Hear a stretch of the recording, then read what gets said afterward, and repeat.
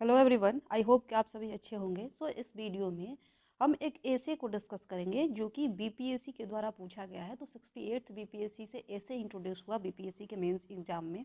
तो ऐसे में अब तक जो क्वेश्चन पूछे गए हैं उन क्वेश्चन को टॉपर्स किस प्रकार से लिखते हैं, कैसे एग्जाम में लिखा गया है और कितने मार्क्स उस पर मिले हैं, किस तरह से अपने ऐसे के फ्लो को मेंटेन करना है, ये सब हम उस टॉपर आंसर से सीखेंगे और देखेंगे कि प्रीवियस ईयर क्वेश्चन में जो क्वेश्चन आए हैं उसको किस प्रकार टॉपर्स ने टैकल किया है और उसको लिखा है। तो चलिए डिस्कस करते हैं एक टॉपर के आंसर को, जो कि 68th बीपीएससी के एक निबंध का जो आंसर है वो लिखा गया है।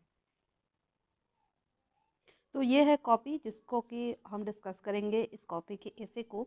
तो जिस क्वेश्चन को इन्होंने अटेम्प्ट किया है उसमें इनको 66 मार्क्स मिले हैं, जो कि एक बहुत ही अच्छा मार्क्स माना जा सकता है। तो चलिए देखते हैं कि किस प्रकार इन्होंने इस ऐसे को लिखा है। तो जो इस ऐसे को इन्होंने अटेम्प्ट किया है वो कौन सा ऐसे है, तो ये है literature is not only a source of knowledge but also a form of moral and social activity. यानी कि साहित्य केवल ज्ञान का एक स्रोत ही नहीं, साथ ही यह नैतिक और सामाजिक क्रिया का भी एक रूप है। तो लिटरेचर से रिलेटेड जो 68th बीपीएससी का क्वेश्चन आया था उसको इन्होंने लिखा है और इसमें इनको 66 मार्क्स मिले हैं आउट ऑफ 100। तो चलिए देखते हैं। सबसे पहले इसका हेडिंग इन्होंने लिखा है, इसके बाद इन्होंने स्टार्ट किया है कैसे इस ऐसे को। इन्होंने लिखा है कि किसी इतिहासकार ने यह कहा है कि यदि 1930 और 40 यानी कि 1930-40 के दशक का यदि संपूर्ण भारतीय इतिहास नष्ट भी हो जाए तो गोदान पढ़कर उस समय के इतिहास और भी अच्छी तरह से समझा जा सकता है। तो इस तरह से इन्होंने स्टार्ट किया है कि 1930-40 के दशक के बारे में एक इतिहासकार ने कहा है कि अगर वो नष्ट भी हो जाता है जो लिखा गया है तो गोदान पढ़कर हम उस टाइम के जो सोसाइटी थी उसके बारे में जान सकते हैं, गोदान नोवेल को पढ़कर।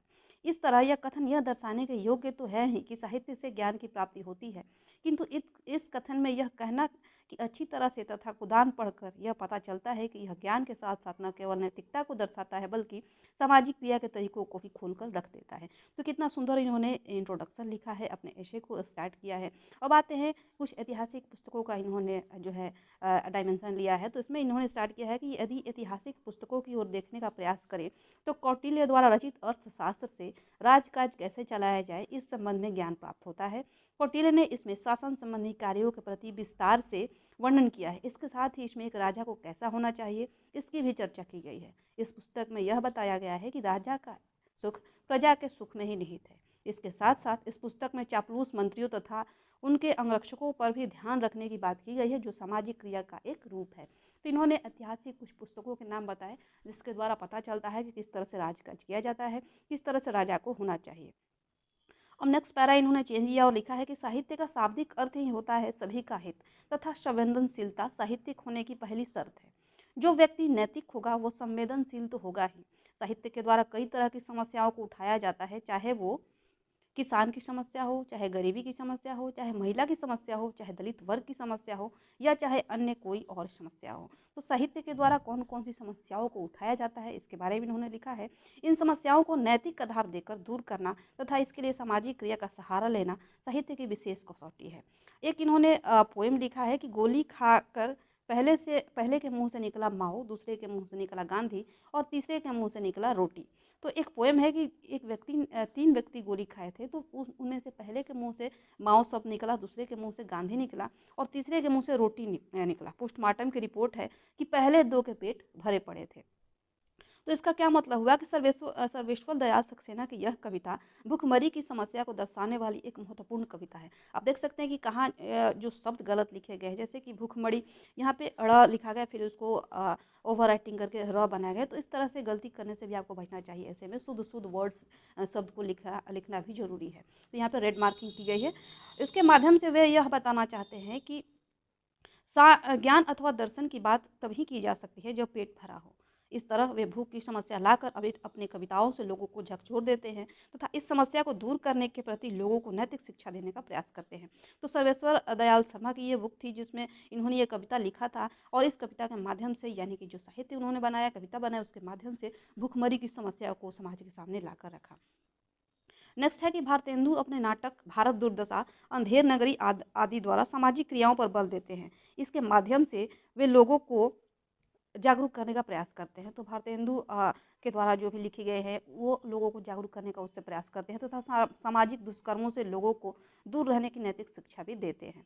जहाँ साहित्य की बात हो वहाँ कबीर और तुलसी जैसे भक्ति काल के महान कवियों को कैसे भूला जा सकता है। देख रहे हैं आपने इन्होंने किस तरह ऐसे के फ्लो को मेंटेन किया है, पैरा चेंज करके किस तरह इन्होंने स्टार्ट किया है। तो ये सब आप इस ऐसे से सीख सकते हैं।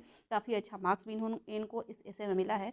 तो इसको देख इस वीडियो को आप इसको लिखने का प्रयास खुद से एक बार करेंगे तो जाके आप में अभी ऐसे जो है अभी आप सोच रहे हैं किस तरह से ऐसे का प्रिपरेशन किया जाए, तो ऐसे ही टॉपर्स के कॉपी को पढ़ के देख के आप समझ सकते हैं और लिख सकते हैं। नेक्स्ट इन्होंने लिखा है कि इन्होंने अपने काव्य के माध्यम से यानी कि तुलसीदास और कबीर जी ने अपने काव्य के माध्यम से न केवल ज्ञान के छींटे बरसाए बल्कि लोगों को नैतिक शिक्षा भी देने का प्रयास किया।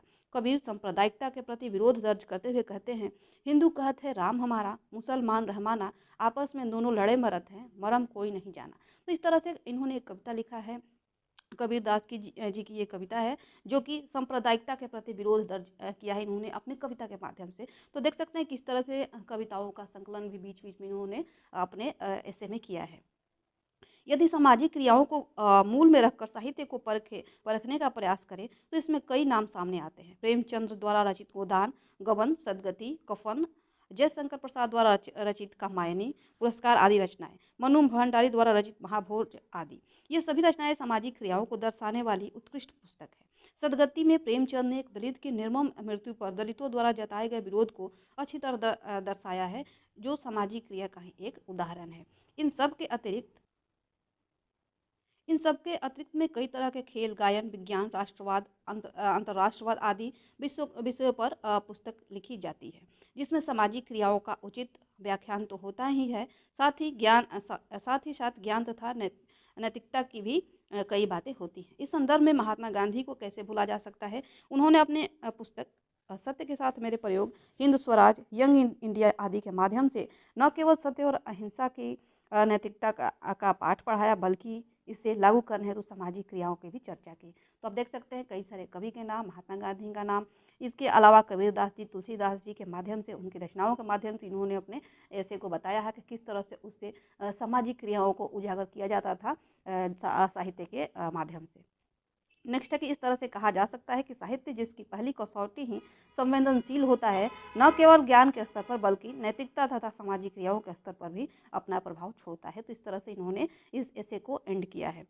तो इस पे इन्होंने कई सारे कवियों के माध्यम से, कई सारे राइटर्स जो कि साहित्य लिखे हैं, उनकी कविताओं के माध्यम से, महात्मा गांधी के माध्यम से, उनकी रचनाओं के माध्यम से ये बताया कि किस प्रकार से साहित्य जो है वो समाज की क्रियाओं को दर्शाता है, लोगों को सामने लाता है। और बहुत शॉर्ट में इन्होंने अपना लास्ट में कंक्लूजन भी लिखकर ख़त्म किया है। तो ऐसे उदाहरण को देकर इन्होंने अपने ऐसे के टॉपिक को जस्टिफाई किया है, जिसमें इन्हें 66 मार्क्स मिले हैं। तो आई होप कि इस वीडियो से, इस कॉपी से आप ज़रूर सीखेंगे और इसी तरह से अपने ऐसे को लिखने का प्रयास करेंगे। इस वीडियो में इतना ही, मिलते हैं नेक्स्ट वीडियो में। वीडियो देखने के लिए धन्यवाद।